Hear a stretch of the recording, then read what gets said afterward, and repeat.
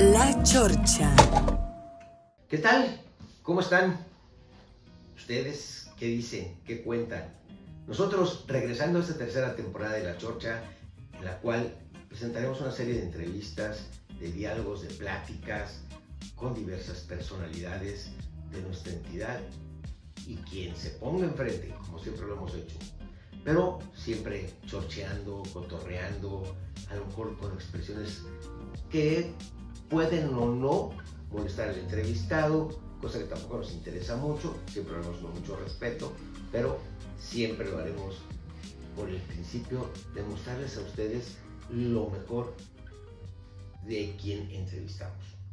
Bien, hoy con nosotros y tomando el principio de que pues ya estamos a la vuelta de la esquina y que no sabemos qué va a pasar y que no sabemos qué va a suceder ni para dónde vamos a caminar, tenemos a Almadelia González Centeno, potosina ella. Almadelia aspira a un cargo en la Suprema Corte de Justicia. ¿Quién es Almadelia? A ver, brevemente, Almadelia es una jurista potosina que tiene más de 2 décadas de experiencia en el Poder Judicial del Estado de San Luis Potosí. Se desempeña como magistrada del Supremo Tribunal de Justicia del Estado. Está adscrita a la quinta sala mixta. Sabe de derecho lo que muchos les hace falta y que bueno, ¿para qué les platico? Bueno, ¿qué la distingue? Es una historia de lucha, es como ella se define a sí misma, una madre autónoma, tiene 2 hijos y viene el tercero, que además qué hermoso. Ella mantiene todo, ella lucha por todos y ahora está propuesta por el Poder Legislativo para entrarle a esto de buscar ir a la sala o a alguna sala del Poder Judicial, ¿no? Así. Almadelia, bueno, Almadelia, ¿cómo te sientes en este proceso? Gracias, Claudio. Primero agradecerte el espacio y esta amable invitación. Saludo también con mucho cariño a todo tu auditorio y a quienes presten pues este tiempo para dedicarme ahí a escuchar un poco de mi historia. Muchas gracias. A ver, tienes la maestría en Derecho Constitucional. Así es. Tienes toda una carrera judicial. La Corte hoy necesita un cambio, sí o no, y en qué consistiría ese cambio.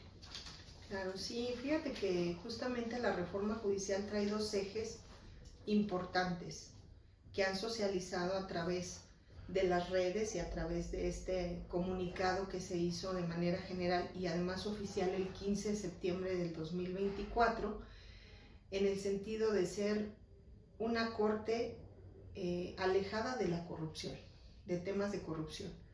Mucho ha sido desprestigiado el Poder Judicial por todas estas afirmaciones que se le han atribuido por el ejercicio profesional, y no solo eso, que debe ser una corte ciudadana, cercana a la población y no distante como siempre la hemos conocido, y creo que en ese aspecto tienen mucha razón.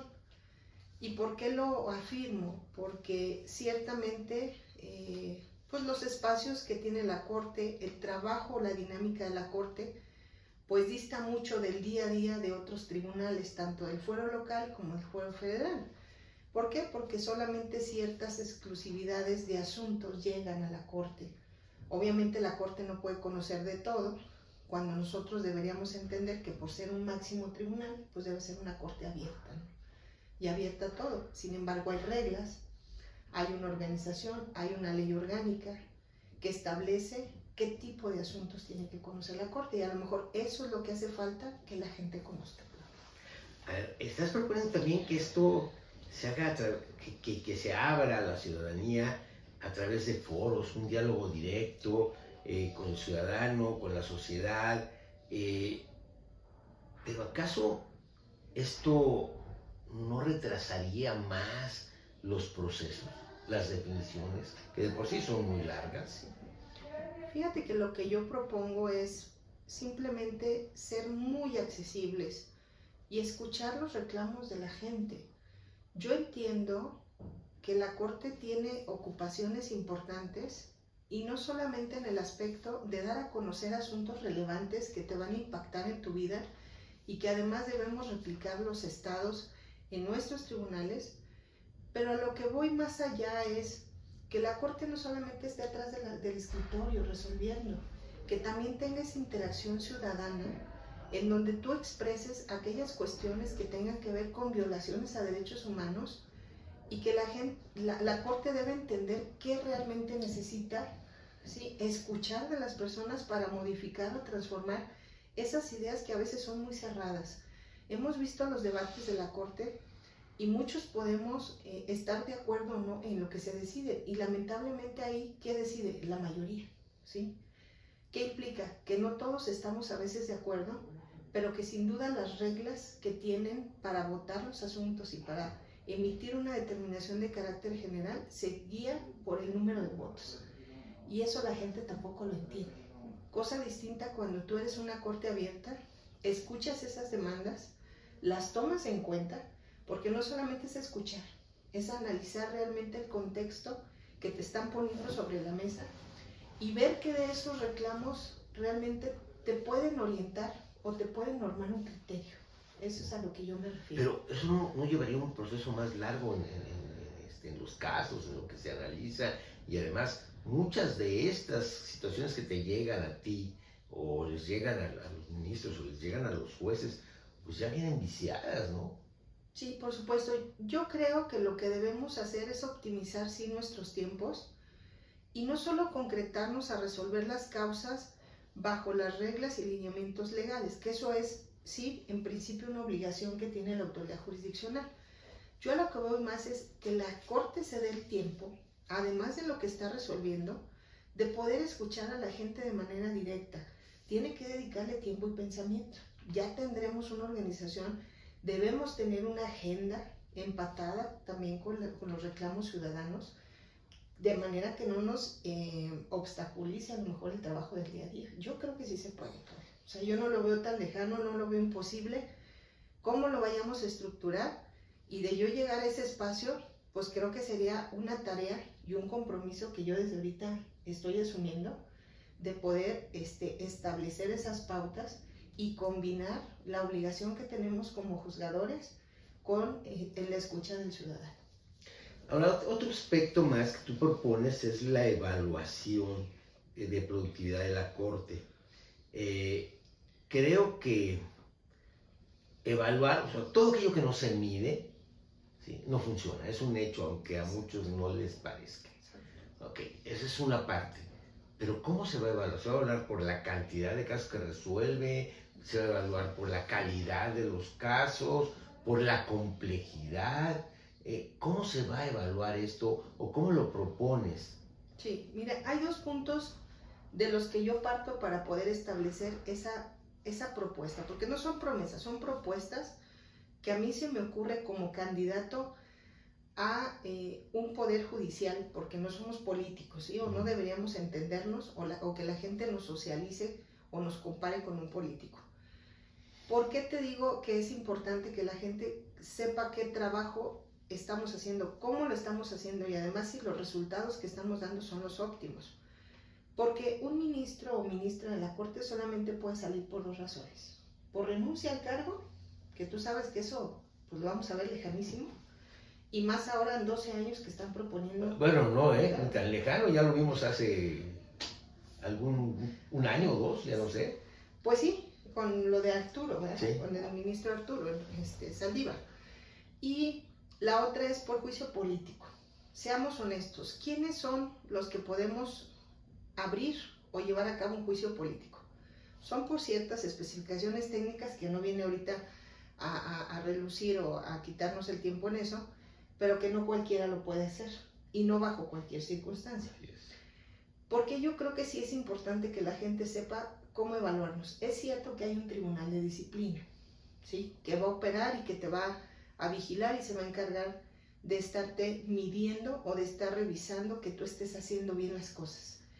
Pero hay otro punto muy, muy cierto, que ese tipo de revisiones o de evaluaciones a veces chocan con el tema eminentemente jurisdiccional. ¿Qué es esto, Claudio? Que hay cuestiones de criterio y todo el mundo pensamos y hacemos cosas diferentes. No lo que yo piense quiere decir que sea la verdad absoluta.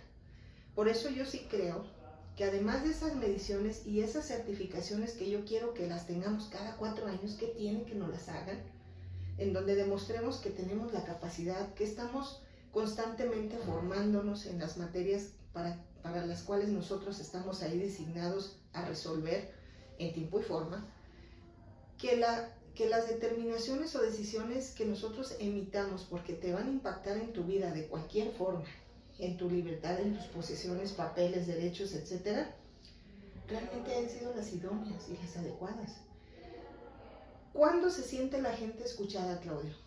Cuando tú realmente le dedicas tiempo y pensamiento y resuelves sus causas. Sabemos que siempre hay un ganador y un perdedor, pero no es lo mismo perder siendo escuchado que perder sin haberte dado la oportunidad siquiera o demostrar que tú probablemente tenías la razón. Entonces eso hace una gran diferencia. Por eso yo sí considero que debemos de mantener un semáforo, es decir, cómo está trabajando la ministra o el ministro, qué resultados está dando, cómo está el sentir de la ciudadanía. La ciudadanía es la que te debe dar ese resultado o esa satisfacción o insatisfacción con lo que tú estás haciendo.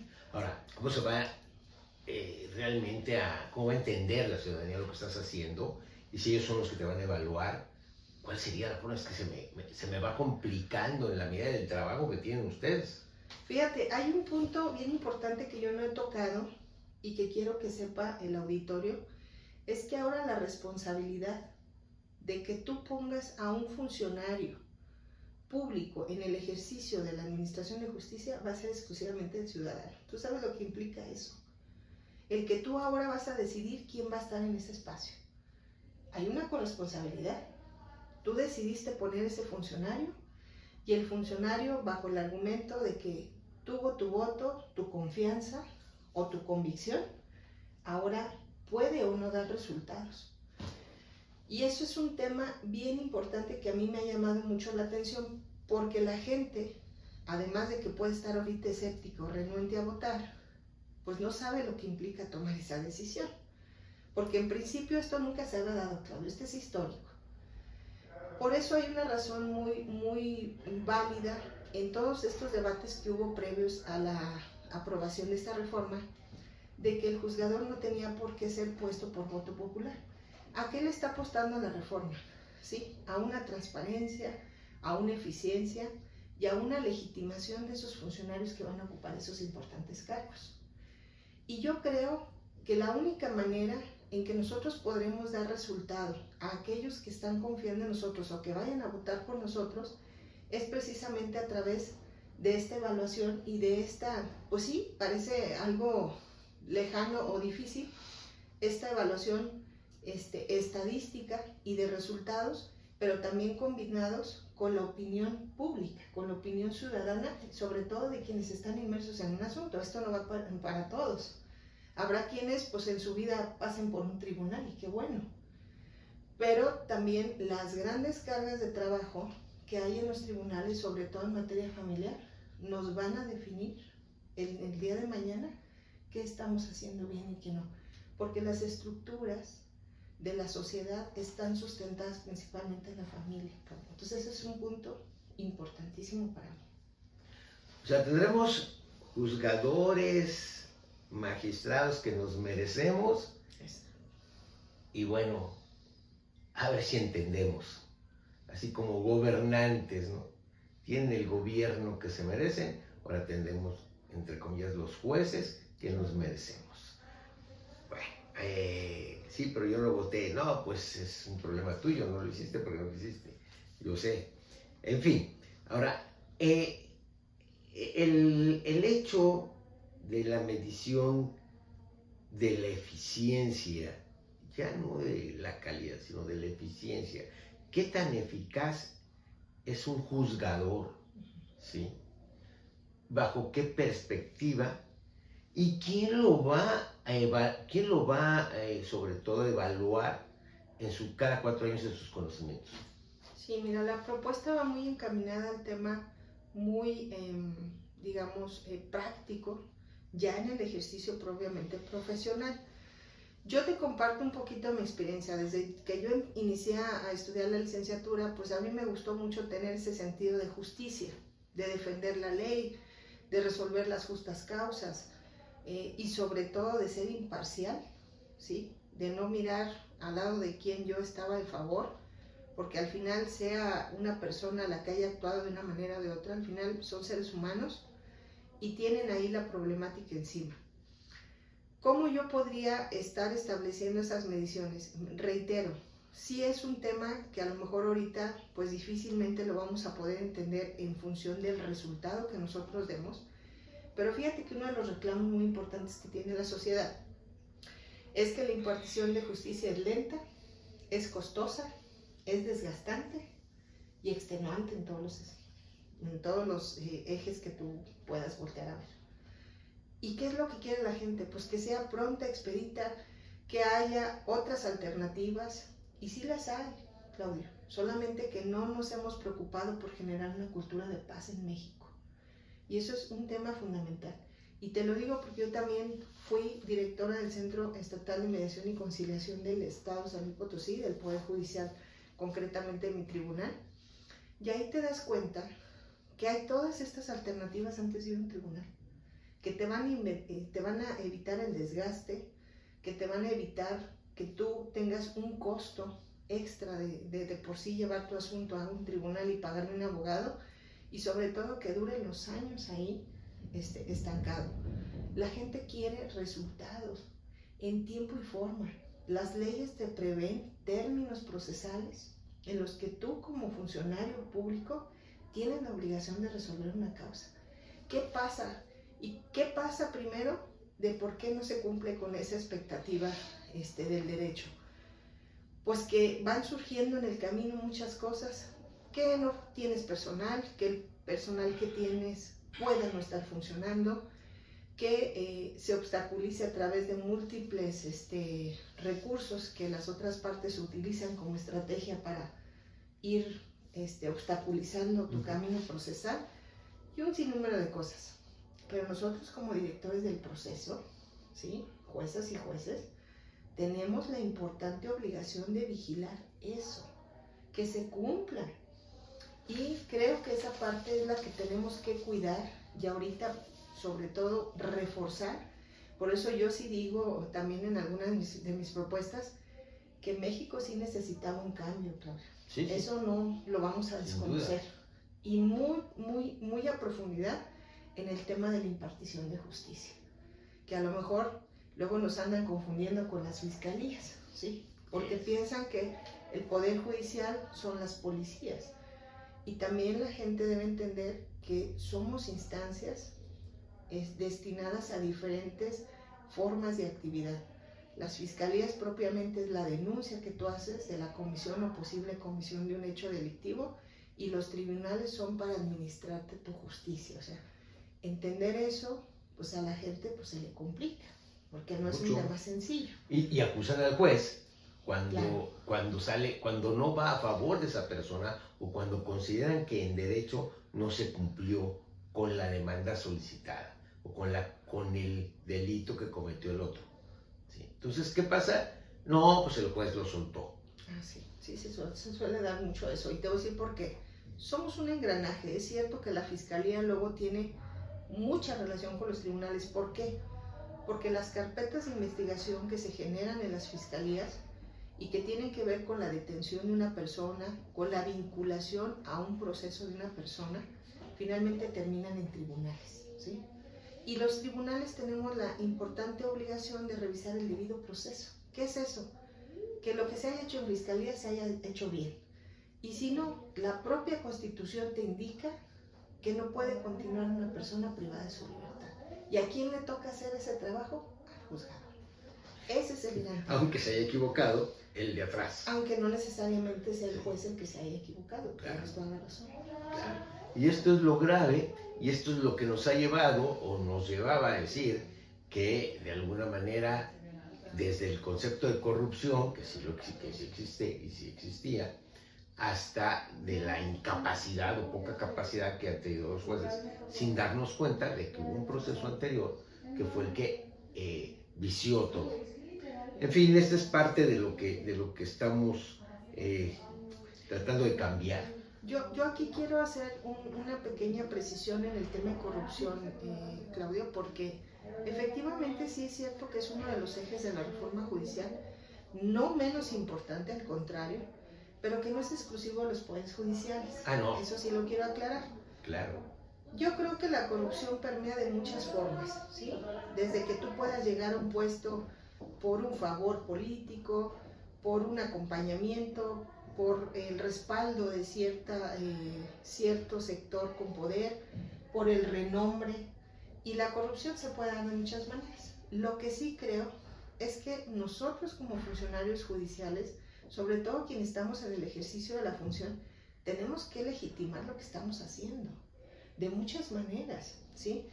Y eso es lo que ya no debemos permitir, ¿sí? Si esta reforma o esta gran reforma ha sido la oportunidad para muchos, como lo ha sido para mí, Claudio, porque sí te tengo que decir que en mi caso concreto ha sido muy transparente y de una manera muy legítima, como yo he llegado a posicionarme ahorita ya en una boleta de manera oficial. ¿Qué número tienes? Tengo el número 13 y estoy en la boleta morada de ministras y ministros. O sea, entonces, el haber atravesado todo un proceso y que se haya dado virtud a la reforma judicial, al menos para mí, Claudia, ha sido una gran oportunidad. Yo nunca me hubiera visto, ¿sí?, contendiendo a un cargo como en el que estoy ahorita, al máximo tribunal del país, de no haber sido por la reforma. ¿Qué me toca a mí ahora en corresponsabilidad a ese compromiso que estoy asumiendo?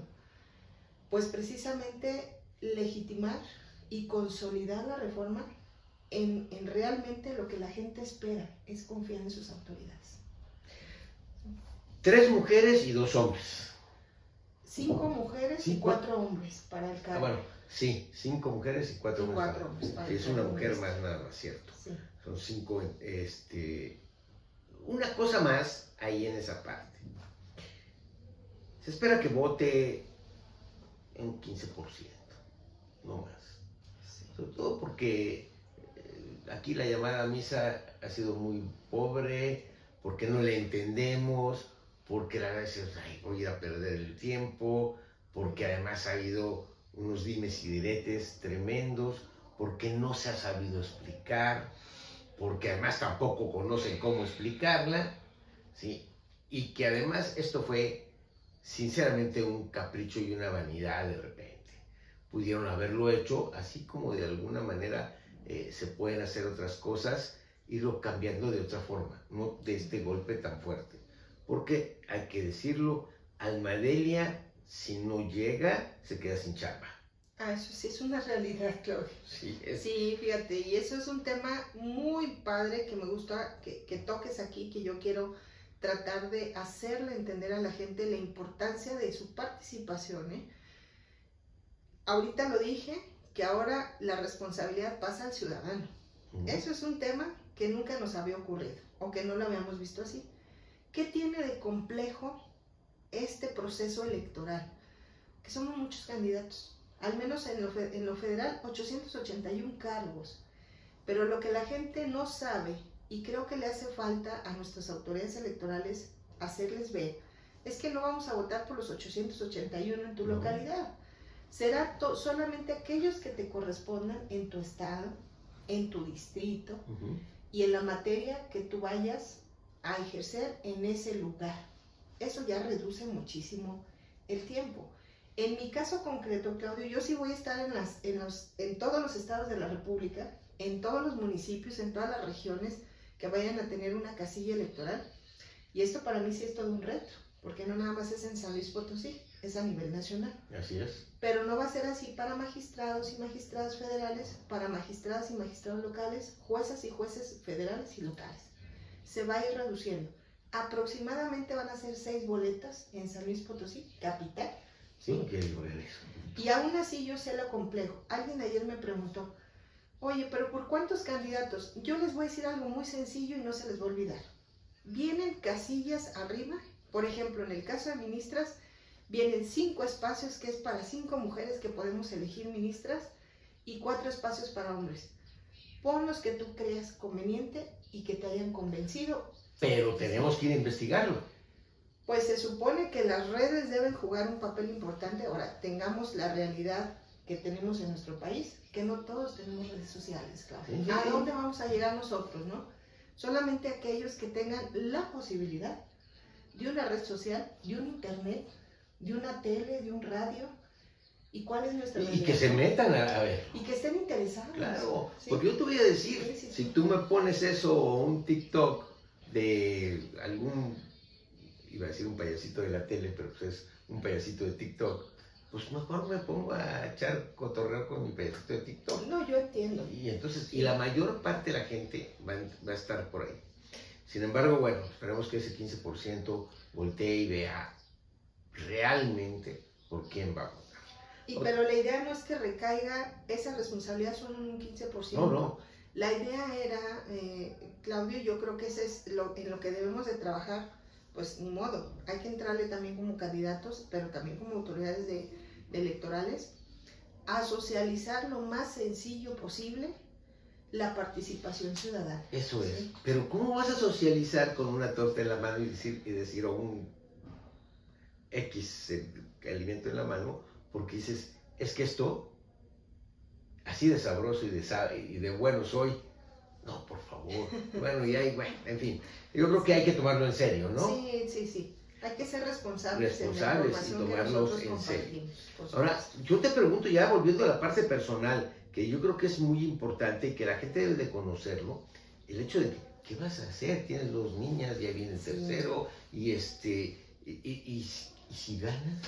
Esa es la parte que yo también quiero compartir con tu auditorio, que no conocen del funcionario que día a día está detrás de una oficina tratando de resolver causas, o si no aquellas ya las resolvió de una manera o de otra.